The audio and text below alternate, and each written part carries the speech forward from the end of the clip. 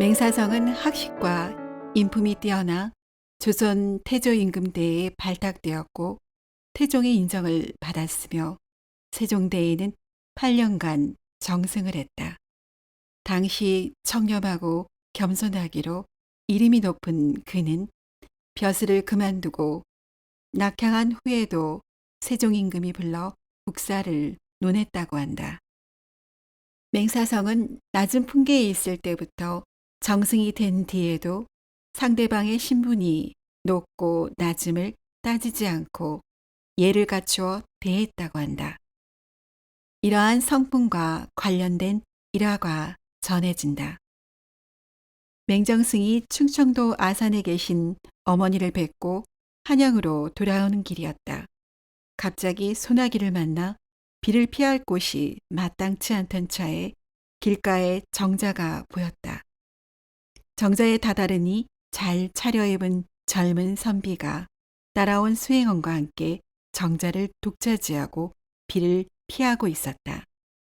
맹정승은 정자에 오르지 못하고 정자 아래 처마 밑에서 간신히 비를 피하고 있었다. 젊은 선비는 허름한 행색에 늙은 양반을 보니 대수롭지 않게 보던 차에 말을 걸어 이런저런 얘기를 하게 되었다. 어느 정도 친밀해지자 젊은 선비가 놀려줄 요량으로 공과 당이라는 글자를 질문하고 답하는 말 끝에 너 말리기 놀이를 하자고 제안했고 소탈한 맹정승이 응했다. 맹정승이 먼저 말했다.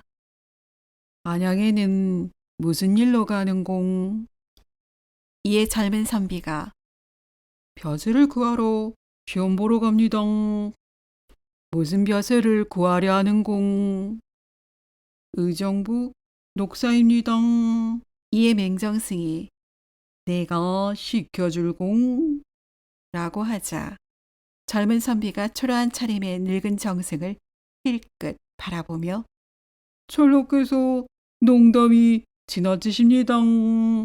이라고 말했다. 두 사람은 이렇듯 공당 말 이어가기 놀이를 하다가 비가 그쳐 서로 갈 길을 갔다.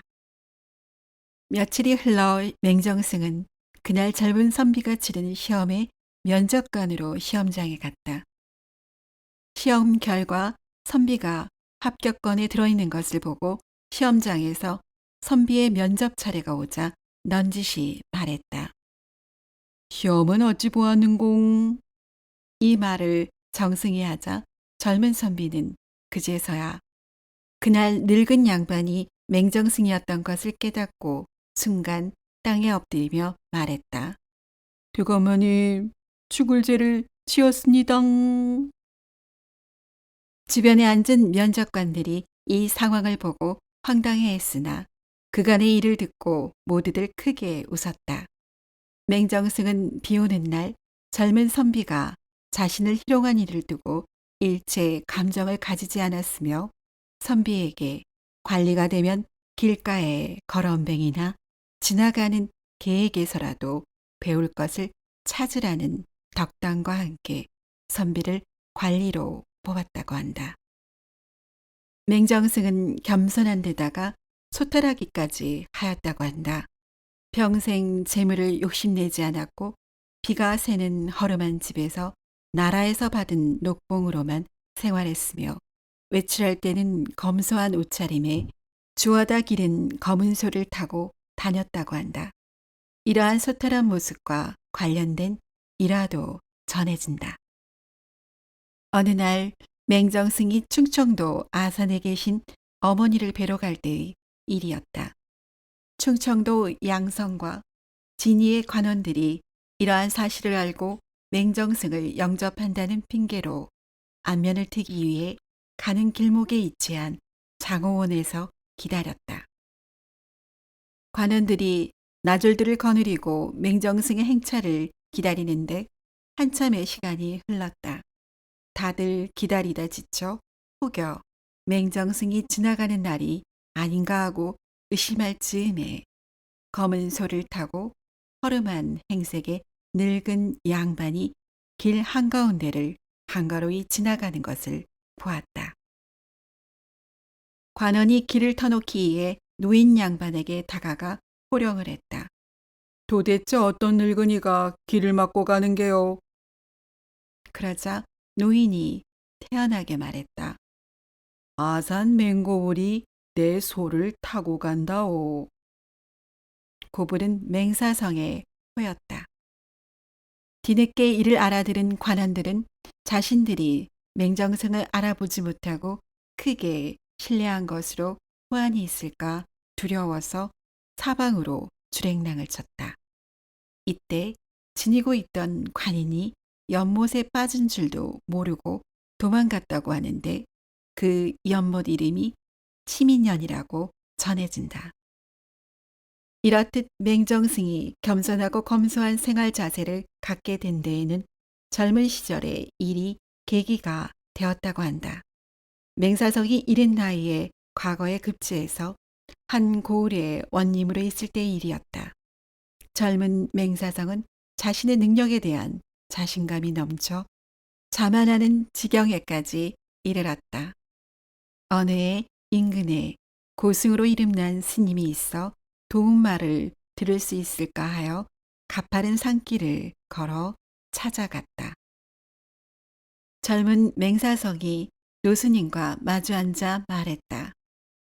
선사, 제가 고을을 다스린 지 여러 해가 되어 가는데 백성과 고을을 다스리는데 갖추어야 할 덕목이 있다면 무엇이 있을지 궁금했소이다. 혹여 좋은 생각이 있으면 알려주시구려. 이에 노스님이 미소 지으며 답했다. 간단하지만 좋은 방도가 있습니다. 나쁜 일을 하지 않고 착한 일을 많이 하시면 될 터입니다. 이 말을 듣고 젊은 맹사성은 언성을 높였다. 그런 말은 삼척동자도 다 아는 것인데 고작 해준다는 말이 그것뿐이란 말이요. 내가 그리도 어리석어 보이는 게요. 젊은 맹사성은 너무나 기대 이하의 말에 실망하였고 가파른 산을 오른 노고가 부질없이 느껴져 홧김에 언성을 높이고 몸을 일으켜 자리를 떠나려 했다. 노스님은 얼굴빛을 바꾸지 않고 젊은 맹사성을 달래며 차나 한잔 하자고 청했다. 맹사성은 화를 참지 못하고 성급히 자리에서 일어난 것이 조금은 미안하기도 하고 혹시 좋은 말을 해줄지 모른다는 기대감에 찻상을 앞에 두고 노스님과 마주 앉았다. 노스님은 젊은 맹사성 앞에 찻잔을 놓고 차 주전자를 들어 차를 따르기 시작했다. 찻잔이 거의 찰 즈음에 맹사성은 찻잔을 손으로 들려 했으나 노스님은 차 따르는 것을 멈추지 않았다. 급기야 찬물은 찻잔을 가득 채우고 흘러넘쳤다. 방바닥까지 찬물로 흥건하게 젖어갔지만 노스님은 차를 계속 따랐다. 젊은 맹사성이 노스님을 만류했다. 선사, 찬물이 방 안에 넘치었소이다. 왜 이러는 게요? 차를 그만 따르시오. 이에 따르던 차 주전자를 내려놓고 노스님이 젊은 맹사성을 지그시 바라보며 말했다. 찬물이 넘쳐 방 안을 적셔 망치는 것은 알고 재주가 넘쳐 자신의 인품을 망치는 것은 어찌 모르십니까? 노스님의 말을 듣고 젊은 맹사성은 흠칫 놀라며 부끄러움에 얼굴이 화끈거렸다. 앉은 자리 역시 바늘방석이어서 더 이상 노스님을 마주 대하고 앉아 있을 수가 없었다. 노스님에게 간단히 눈인사를 하고 급히 일어나 나가려고 할 때 그만 문틀에 이마를 부딪혔다. 한순간 몸이 휘청하였고 아픔은 이루 말할 수 없었으나 더 이상 지체할 수 없었다. 정신을 가다듬고 대돌의 신발을 신으려니 뒤에서 노스님의 한마디가 들렸다. 고개를 숙이면 부딪히지 않는 법입니다. 젊은 맹사성은 노스님과의 일이 있은 이후로 자신의 삶을 되돌아보았고 자신의 작은 재주를 더 이상 자랑으로 여기지 않게 되었다.